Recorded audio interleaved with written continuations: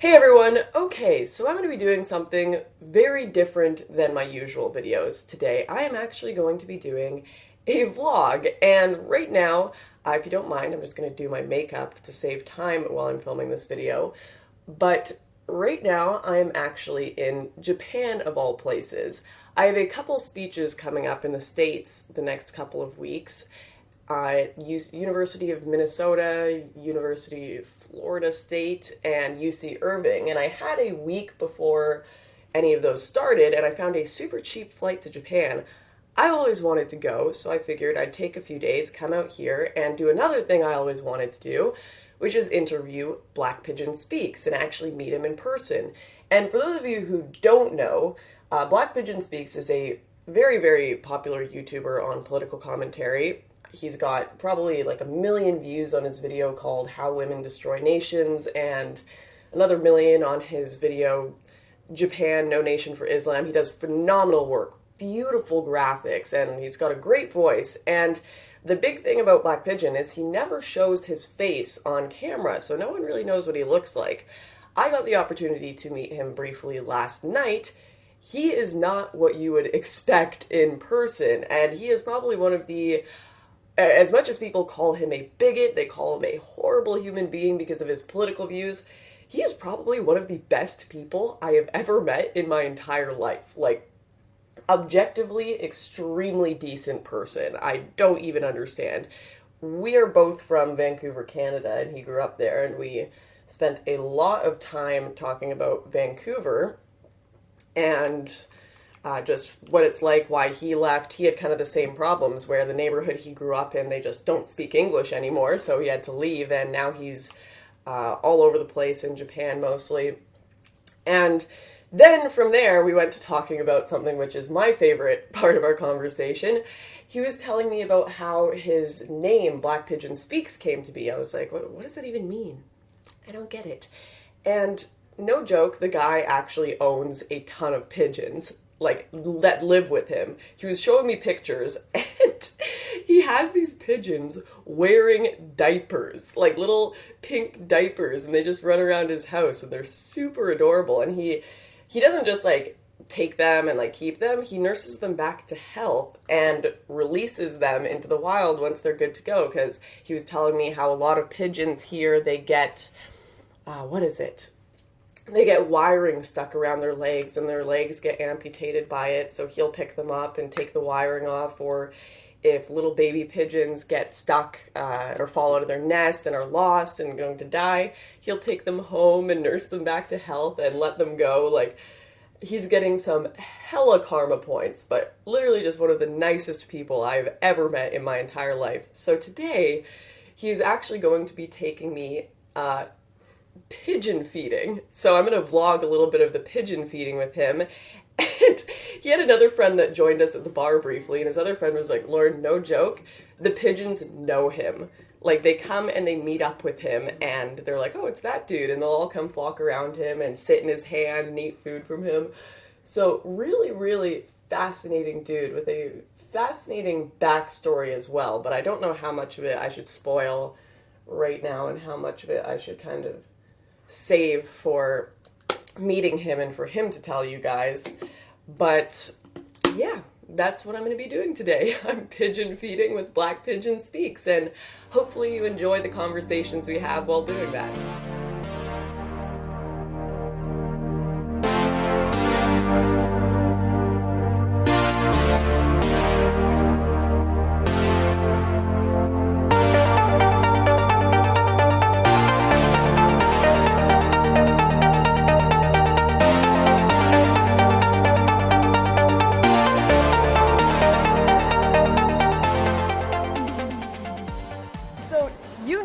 All of the pigeons in Japan, basically. I know all of them, yeah. And they're all my best friends, as you can see.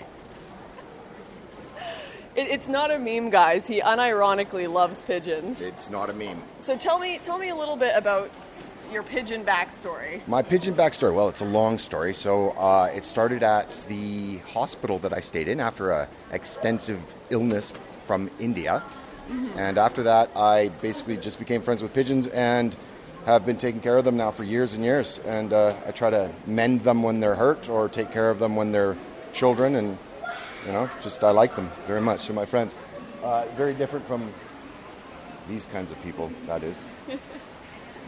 Now, you actually help them when they have broken feet and such. Yes. So one thing that happens a lot of times, especially when women get their hair cut, their hair just goes into the trash, and what happens is that trash, because they're hungry, they'll go trying to eat from that trash, and what happens is that they'll get their feet wound up in things like wire, but a lot of times women's hair, and what happens is it gets wrapped around so tightly that their feet generally have to be, they self-amputate, unfortunately. So what I do is I try to help ones that I see limping, that have any kind of garbage or anything on their feet, so they don't become handicapped. Right. And you actually have a few at home, you were telling me. Yeah, I've got 3 now. I had 4. I take home ones that are children, and when they're babies, and then what I do is I release them once they're able to go. Very cute. Anyone got the guts? This is a group I don't really know very well, though. That's why. Anyone have the guts? Oh, they're all on my feet right now. Oh, there we go. Oh, okay, here is a guy that needs help. Can you hold on? Okay, yeah, I got it. I'll show you. This is a guy that absolutely needs help. It's okay, little buddy. So this is what we're going to do. Hold on. So this is exactly what I'm talking about right here. And we're going to fix this, and I'll show you how we do it. Okay, wait, I want to zoom in a little bit. See, this toe is black because it's fallen off because of the wire. Right. Okay? You see that? This is what horrible, and nobody really seems to give a shit. Can you go in my bag, and there's a yellow, in the big part, there's a yellow case. Don't worry, buddy. I'm going to help you. Probably move over there. Yeah. Just cover him up so he doesn't get scared. Aww. And then take out the tools. So you see it's got all of this stuff on them right there. Yeah. Right? You see? So what we're going to do, hey guys, what we're going to do is we're going to try and remove it. Got really bad eyes these days. Really need to get some glasses. Hold on. It'd be easier if I sit down or if somebody could hold him. Okay. So we're going to try and help this little guy. Problem is, this toe is already black. It's already dead. Aww. So unfortunately, we're not really going to be able to help him with that so much. How often do you save pigeons like this? Well, once a day. Every day? Almost, yeah. Wow. Almost. There's so many that need help, right? So, fuck, dude, this is a really bad one. I might actually have to bring this guy home.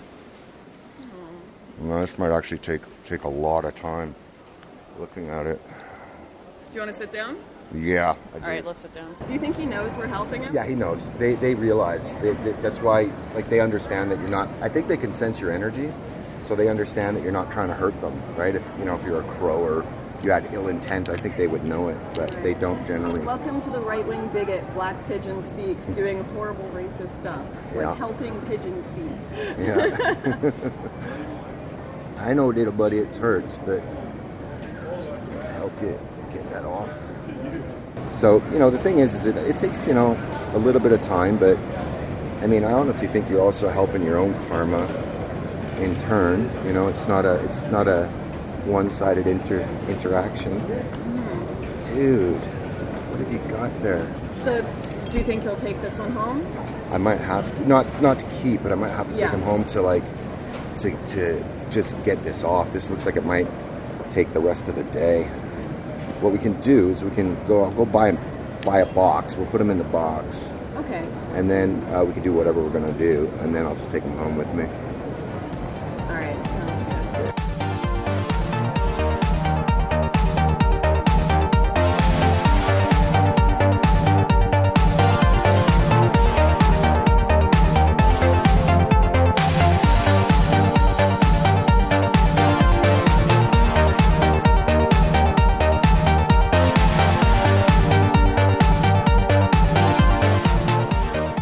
Okay, so Black Pigeon took home our little bird friend and managed to save most of his foot. Unfortunately, he lost a toe, but he's going to have a little vacation at Black Pigeons, do some healing, and hopefully he'll be okay and be set free to the wild soon.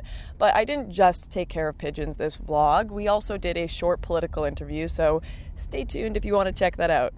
Hey guys, okay, so I am here in Tokyo, Japan with Black Pigeon Speaks. Now, if you don't know who he is, he makes some wonderful videos about politics, culture, all that kind of stuff, and also you don't get to see his face. I'm so sorry. I think we settled on I'm going to put a pigeon over your head. I think that's what you said, yeah. We're going to have a big pigeon on my face. So just tell my viewers a bit about who you are. I'm sure lots of them know by now. But, okay. Well, I'm like you, Lauren. I grew up in Vancouver, and I came over to Japan a couple of years ago. I've been traveling around a lot of countries for a number of years. And I think it was at the beginning of, or not the beginning of, it was probably right at the start of the 2015 migrant crisis when I was watching basically the continent be enriched, if you will. That I just started getting the idea maybe I should put my voice out there and talk about things that are important to me. So I talk about things like, for example, the migrant crisis, but I also talk about things like urbanism. And one of the things our conversation as we had today is like good urbanism, for example, like I like pedestrian-friendly cities. I also talk about historical things. I talk about just a plethora, I guess. I'm not as political as my adversaries would like to think I am, but it's funny, yeah, we were out pigeon feeding. We've got a pigeon with us here that we're going to help out and save today, hopefully, but you're not the crazy right-wing Sieg Heil bigot that I think everyone thinks you are. No, not at all.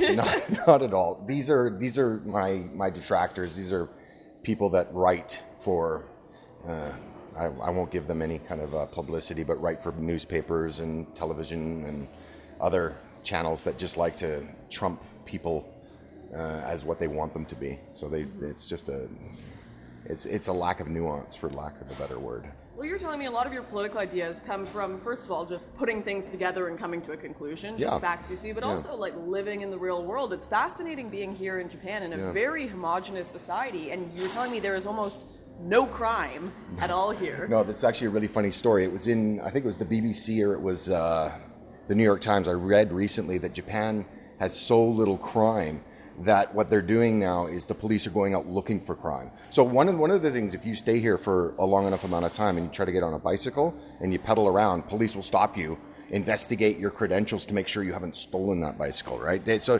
and the one story I was going to talk about was I told you already about how in another country stealing somebody's underwear off their clothing line would be just like, okay, I lost my underwear. Whereas here they'll put 5 detectives on the case. So one of the things is I think a lot of my political opinions have been formed by living outside of Western countries. I mean, I grew up, spent my time, did my university, my whole life in Western society. But when you leave it, you actually get an appreciation of what it is, and you can kind of see it from the outside. You're not like living inside the bubble. And I think that gives me a different perspective than most people, I think.